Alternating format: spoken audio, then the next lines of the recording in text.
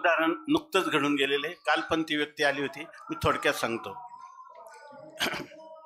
एक आमचे मित्र आहेत, पूर्वी ते आळंदीत राहत होते, आता पुण्याला राहतात. त्यांचे वडील स्वामी महाराजांचे भक्त होते.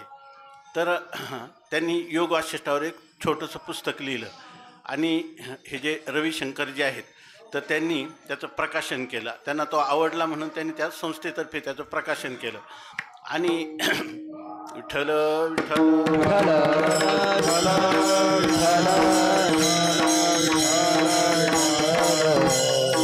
त्यांना संस्कृत येत नाही, त्यांनी प्राकृत एक छोटंसं योग वासिष्ठाचं प्रकरण वाचलं आणि त्याच्यावर त्यांनी त्याच्यावर चिंतन केलं.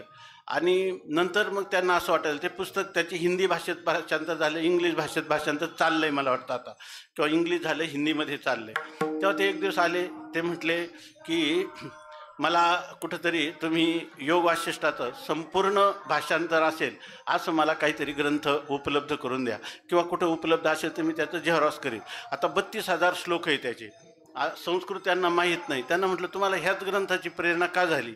तर त्यांनी असं सांगितलं की 6 महिन्यापूर्वी माझ्या मुलाचा ॲक्सिडेंट झाला आणि योग वासिष्ठाचा ग्रंथ प्रकाशन झाला होता. योग वासिष्ठ हा वेदांताचा अत्युच्च कोटीचा ग्रंथ आहे. आणि त्यांनी सांगितलं की मुलाचा ॲक्सिडेंट झाला आणि फोन आला. मग आम्ही गेलो तर तो 70 का 90 दिवस कोमामध्ये होता, बेशुद्ध होता. पण त्यांनी सांगितलं की आमची मंडळी आणि मी, आमच्या डोळ्यात एकही अश्रू आला नाही, कारण आम्ही म्हटलं आपण योग वासिष्ठ लिहिले, त्याच्यामध्ये सुखदुःख समान असं सांगितलं. सुखदुःखे समे कृत्वा लाभालाभो जया जयो ततो युद्धाय युज्यस्व योग नैवम पापम मवाप्स्यसि एवं पापम मवाप्स्यसि न वाप्स्यसि. बरोबर आहे का? मवाप्स्यसि वापशशी. आता एकदा चुकलं की चुकत राहील किती वेळा, तर बरोबर आहे असं समजा. विठ्ठल विठ्ठल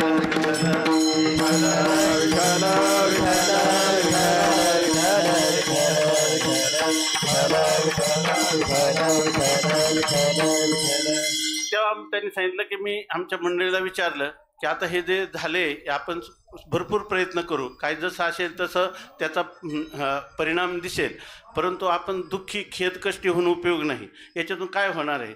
तिनं पण त्याला दुजोरा दिला आणि आता 6 महिने झालेत. तो मुलगा आज आळंदीला आणलेला आहे, आता भेटेल आम्हाला. तर त्या मुलाला नंतर शुद्धीवर आला, स्मृती पण आली, नंतर तो आता वाकरवर चालतो पण आणि चांगल्या प्रकारे बोलतो पण.